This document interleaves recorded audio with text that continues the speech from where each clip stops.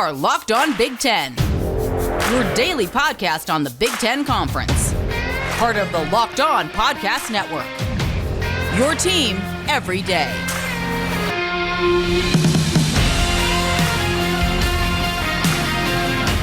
Huge run, and then they added to it. So that one we can kind of go broad. I think we can spend more time on Swanson just because he's a quarterback. He's funky, good athlete kind of kid out of Oklahoma. So we can definitely spend time there. And then I'm familiar with both of the Nebraska gets, including the kid today. And then the other kid from Missouri. Who did Nebraska get today? Was that Brock Knutson? They got the big today. in-state O lineman. And then I thought I was missing one with Nebraska too. Oh, Jalden Doss. Yeah, that's the Missouri. Is that an L? Kid. Yeah, that's a. Yeah, right. Okay. There. And then, do you know the Illinois guys too? Pat Farrell, Rico Jackson, just all linemen. Jamarian Harkless. Honestly, no. Okay, that's fine. We don't have to talk about them then. Say they got a few, including Swanson. They're big guys. That's what we can say. They're one's 295, another one's 290. Gotcha. Yeah, I appreciate it, man. All right. Okay. Well, we'll start with the quarterback then, because that's today, and it's quarterback. Sounds good. Cool.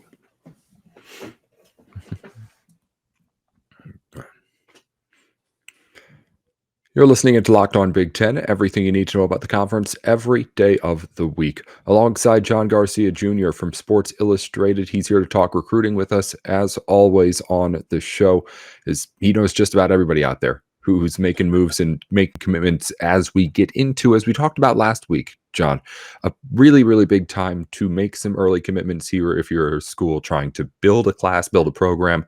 And we saw some of that happen here over the weekend. But let's start with the flashy news of the day as Illinois gets a quarterback here. As we're talking just a little bit before we're talking here on Monday, Cal Swanson out of Oklahoma.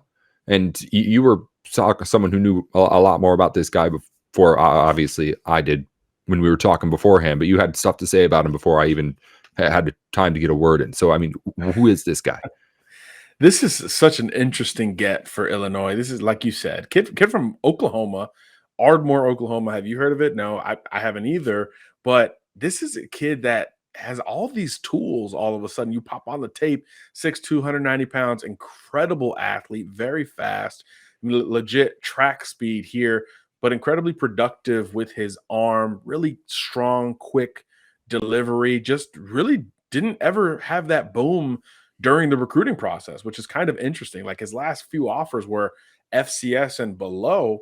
So for him to jump on with Illinois was certainly big news on Monday. And then you start to look a little bit more into it and you're like, okay, this is a bit of a risk here by Brett Bielema and that coaching staff, but you also have to go get your guys. And they had liked him for quite some time, set up the official visit for this past weekend, his first official visit of the process. And they obviously saw enough to give him that green light to jump on board with a verbal commitment. And I think that is so important in terms of roster building. You have to trust your own evaluations. And you also have to be strategic about when you want to bring prospects on your campus. If there are some that want to take a bunch of official visits, you kind of want to be first or last in that gauntlet in June in particular, because there's not a whole lot going on. But we're seeing coming off of this weekend pretty much nationally, not just in the Big Ten. This was a huge official visit weekend tangibly. A lot of schools added commitments. I think 14 Power 5 schools added commitments, and some schools added 2 or more, including Northwestern, Illinois added some big linemen up front. In addition to Swanson, Nebraska added multiple prospects. This is something that is becoming a bit of a trend in terms of teams getting hot all at one moment. But if you're Illinois, you got to get your quarterback. That's really kind of the foundation of any recruiting class. Going well outside the region, in this case, for an interesting athlete, more so than a pure polished pocket passer, just to alliterate a little bit, I think was really interesting. But again, you're trusting your eval here. Bielema's been there, done that. And I think, he thinks this is his guy, and it will be fascinating. There's a little bit of boomer bust here, but in this modern game, athletically, when that's a plus, you do give prospects like that the benefit of the doubt. So Cal Swanson's going to get a couple more Twitter followers from the Midwest today, and he should enjoy it because he could be one of these diamonds in the rough that Illinois found before the rest of the Power Five. What is the boom side of that for a guy like him? I was a little surprised that you knew, or at least seemed interested in him to the extent that you were, just because he's not someone, as you said, who had offers or is really even ranked highly as far as recruiting rankings go, if he's ranked at all on the site that you prefer, maybe Sports Illustrated. Yeah, look, this is a guy that has not had that emergence, right?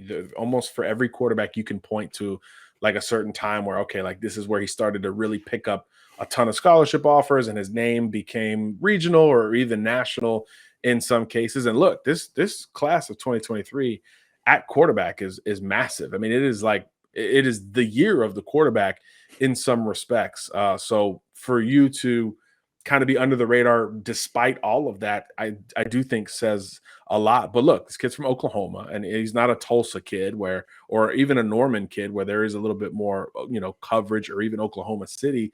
He's from a little bit, in the sticks, but in that region of the country, in the Midlands, you can get kind of a galvanizing presence, and Cal has a lot of that in his game. You ask about the boom side of it, it's the athleticism, it's the twitch. I mean, this is a kid that runs the sprints for his track team. He's clocking around 50 seconds in the 400-meter dash. For those who don't know, I mean, that's kind of the benchmark, right? You talk about the 100-meter dash, it's like, hey, can you get under 11 seconds? Then you're pretty darn fast. In the 400, it's that 50 mark. If you're in that ballpark or just under, right where Cal Swanson is, you can really move. And he's 6'2", 190 pounds, so he's got a bigger frame. He's got a longer stride, but he can really accelerate. And I think that shows up on tape as well. So when you talk about the boom, it's that overall athleticism and a good arm. I don't want to sell the arm short, but really it's the unique athleticism at the position that, the sport has demanded across the board. You have to be more athletic at quarterback to play, into January and in the New Year's Six and the games that matter. You have to be athletic at the quarterback position. So at a minimum, Illinois check that box in permanent marker with Cal Swanson jumping on board. BetOnline covers all of your sports gambling needs. If you want all the information before you actually put your money anywhere, BetOnline has you covered. If you want to actually make those bets and make a wider variety of options of bets than anywhere else, BetOnline has you covered. If you want to go to a place where the website just looks nice, as not all sports betting websites do, BetOnline has you covered. Head on over to BetOnline right now for a one-stop shop for everything that you need going on with your sports gambling needs. It's really that simple. BetOnline and sign up for free right now. And the Illini do pretty well otherwise over the weekend too. Get a couple of linemen named Jamarian Harkless, 6'4", 290. Rico Jackson, 6'6", 295 on the offensive side. Those guys out of Kentucky and Florida. Pat Farrell, an edge rusher at 6'5" out of Chicago. So it was a nice little weekend for Illinois in getting those kind of bodies. And when the recruiting cycle is starting and you're getting into this first part of it, I mean, that's what it is every single year. It starts in the trenches, blah, blah, blah. It's coach speak, but it's true. So Yeah. Look, Illinois only has like 9 commits or 8 commits. Half of them are offensive linemen. We know the bread and butter for Brett Bielema, and it is still up front. So no surprise to see them having early success with the big guys. Mm-hmm. Let's move on to Nebraska, a team that got a couple of commits over the weekend as well. One just here today, again, as we're talking, Bryce Knutson, 6'7" offensive tackle, 270 pounds. Again, just a really, really big guy. And then a skill position on the outside, Jaden Doss, 6 foot tall wide receiver. Not going to be those overpowering maybe guy on the middle. But again, what kind of guy are we looking at here with the Cornhuskers? Yeah, I think Doss will start there with the skill position guy. I mean, Nebraska's been able to quietly, have some nice skill position talent develop up in Lincoln. But what I like about Jaden Doss is physically, he's kind of there already. Like you mentioned, 6 foot. He's right around 200 pounds. He's built like a power slot receiver. Think of an Anquan Bolden type, a Debo Samuel, where it's like he's a slot receiver, but really is he more of a running back? I mean, he's got this physical ability to his game. And obviously those are lofty comparisons, but just in terms of the position and the build, Jaden Doss does remind you of those power slot receivers of currently with Debo and yesteryear with Anquan Bolden. Interesting get out of Missouri, one of those areas that Nebraska has to recruit. The greater Missouri, St. Louis area in the Midwest is among the most talented per capita. You have to have success there in Big Ten country. So that's good for Nebraska. And then you think of his recruitment in particular with Doss. Oregon had just offered like the other day, and Nebraska was the first official he took a couple weeks ago. So you wondered, okay, well, he's got other officials to take. Nebraska did really well, but that visit is now behind you from late May. So is Oregon going to get involved? Who's going to start getting some of these other visits? And then lo and behold, over the weekend, Doss pops to Nebraska without having taken another official visit. So I think that was a pretty strong clarity for Scott Frost in terms of reeling in that commitment and maybe a bit of a surprise with those other factors included. And I think for Knutson, the big offensive lineman, a lot less of a surprise. He's an in-state kid, top 5 or so type prospect within state lines, very familiar with Nebraska, was returning for an official visit, kind of a meat and potatoes Midwestern kind of guy. So less of a surprise. But again, other schools were getting involved here. And I think he might have even had another official visit or two scheduled to take later in the month of June. I think Iowa State was that other school. So again, it's less surprising when you get an in-state commitment, but when other trips were on the docket, it is a little bit surprising to reel him in from a timing perspective. So obviously coming off that trip, he slept on it one more night, woke up Monday and was like, look, I'm a Nebraska guy. I'm going to stay home. And he's an interesting guy as well. 6'7", as you mentioned, a little lighter, 270. But again, we talk about the modern game and what you do in roster development. You want to build with prospects who you can add weight onto as opposed to those that you're taking weight off of in order to see the field. So he'll probably redshirt. He'll have time to develop at a school like Nebraska. And by the time we see him, he'll be 6'7", 295, ready to go. But he's a light on his feet prospect, very comfortable run blocker, as we said, meat and potatoes, phone booth kind of guy. So as he develops physically, he'll have time to polish up from a technical perspective as well. But 2 nice gets for Nebraska, both on offense, probably not surprising, but important nonetheless because other schools were ramping up interest and or setting up official visits. So to get these kids committed and effectively cancel some of those is kind of like a double win for Scott Frost and company. So nice class that they're building in Lincoln. Like I said, 8 or 9 pledges to this point, but you got to continue the momentum into the season as well. So that'll be the key for every Nebraska recruit to keep an eye on. But in terms of the offseason, you got to accumulate talent, and Scott Frost is doing that. Obviously, every class is different, but is there a number that there's going to be teams looking at for, like, say, by at least at this size, we have this number of commits, or like if not, we need to speed things up. We need to go a little bit harder or something like that. Or if it's more than that, maybe we need to be a little bit more selective. Do teams take it that way chronologically?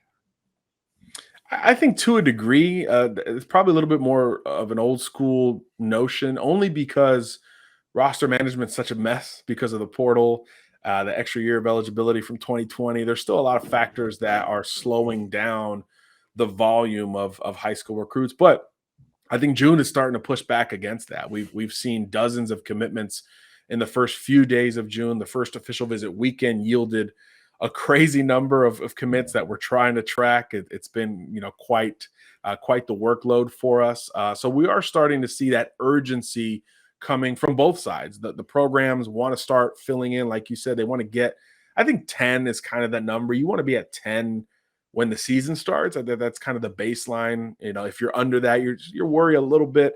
If you're too high over that, you're probably going to drop some kids or have some fluidity on the commitment list. So we're seeing the programs beginning to up the ante, but also the players, the prospects. They're realizing, hey, this is my window, right? I'm taking a bunch of officials in June. I want to commit before my senior season. And then from a business perspective, hey, I want to claim one of these spots. Because if I know, like at Illinois, as we talked about, if I'm an old lineman and I see, wait, 1, 2, oh, they've got 3 or 4 old linemen and they're still recruiting me, I need to think about committing, because if I want to go there, there's only a matter of time to where those spots will be filled. So you need to kind of be honest from a prospect perspective, and you feel the urgency on your end as well, unless you're, Arch Manning or something like that. It's interesting, of course, to go through all those kind of thought processes, and but of course, every class is also a little bit different, just enough where that it makes these conversations seems a little bit pointless sometimes too, doesn't it? But anyway, before we let you go, John Garcia again with us here out of Sports Illustrated. One more guy to talk to you about. Northwestern picked up a recruit at tight end, Cant McGee, who's a big guy. But I want to make sure I got this right, and I scroll down to make sure. Yeah, his weight is more like a basketball player weight than a football player weight. He's 6'6", 210 pounds, John. Yeah, he looks like he's a wing coming off of a screen for a jumper or maybe an isolation. Yeah, this is again, it's been the theme of our show today, Nate, and I appreciate you setting it up that way. Look, the game is changing. The game of football is changing. A lot of these tight ends are basically jumbo receivers. I mean, some of these elite tight ends nationally never line up attached to the offensive line. They never line up in the backfield. They are exclusively split out. And I'm not 100% sure if that's the case here, but when you think of that body composition, it's a guy who's much more comfortable catching the ball first. We used to talk about, okay, you want balance at tight end, right? A blocker good enough to be an extension of the O-line and a receiver good enough to be an extension of the receiver room. Well, it's certainly shifted. It's like, hey, how are you with the ball in the air first? And then we'll talk about blocking. We could always teach you how to block down the line. And look, Northwestern, I think, is still a little bit more conventional compared to some other programs in terms of what they want to do offensively, but it doesn't mean they won't dabble in the hybrid or modern or new age wave of certain positions. So going to tight end there, makes a lot of sense. That's one of the positions that it seems like with time is showing more value, especially if you can become a nice pass catcher with a frame like that and you're just a natural mismatch. You're going to be taller than literally every single player who's going to cover you, no matter the circumstance. Those things are separators when you do start to get outside of maybe the box that people put you in. But Northwestern just kind of keeps it rolling, man. They have been among the hotter teams in the country from before the month of June. I think they had the last time I was on with you, they had 8 commits in 7 days. So they're continuing to build some volume there. And they've got one of the biggest classes in the country to date because of this run that they've been on. So, credit to Pat Fitzgerald, that coaching staff, Brian Patton in the recruiting department. That group is bigger than you think. It's a little more SEC than maybe conventional Big Ten folks would realize. So they're working their tails off. They're going outside the footprint as well, which is always important. So, yeah, Northwestern, that class is something to keep an eye on for sure. And then again, Cant McGee, he's a 3-star recruit that gets added into it. Everybody outside of that Cal Swanson at the beginning, 3-star recruits that we've talked about, just adding on to the classes that we have in the Big Ten, as recruiting, of course, still just getting started. And commits, of course, are going to keep on pouring in, which means John Garcia Jr. over at Sports Illustrated is going to have a whole lot to do. We'll, of course, get him back in here on Locked On Big Ten to take some time from him and talk on the Big Ten side of it again sometime soon. Thanks again, John, for joining us. We'll talk to you again some point soon. Appreciate you having me, boss.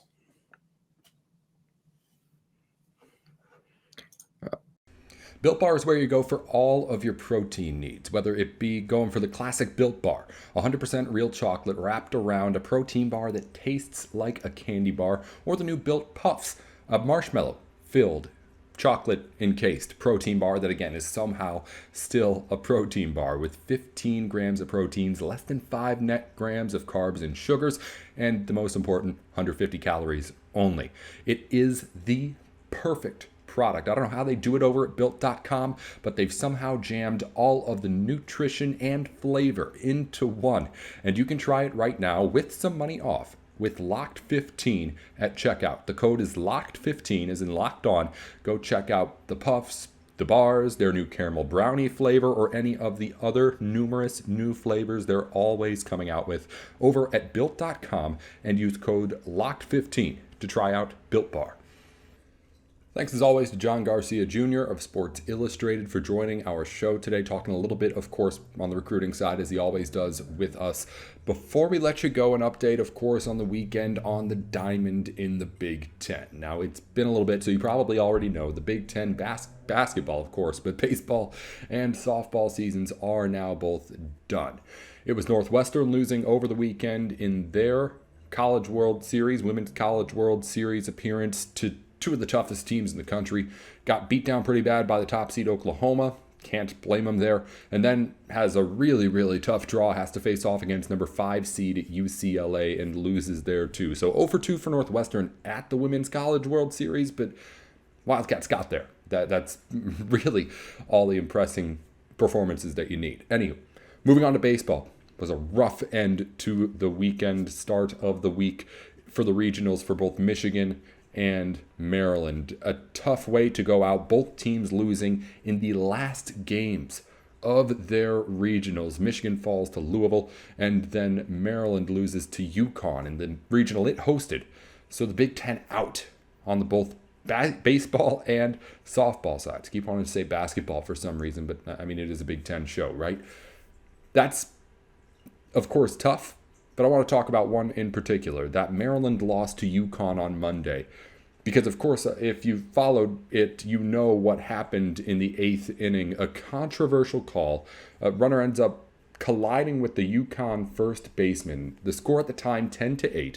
With the runner on third, it would have been 10-9 with that runner on first as he beat the throw over there. But it was a collision right at first base between the UConn first baseman and the Maryland runner, and ends up being called obstruction, batter being called out, runner goes back to third, taking that 9th run off the board, keeping it 10-8, and then Maryland gets an out and is done with the inning. It's another out, which was the second of the inning. So instead of the situation being what would have been 10-9 UConn, with Maryland having a runner on first and one out in the 8th with a chance to make a comeback there, ends up being 10-8, a runner on third still with 2 outs.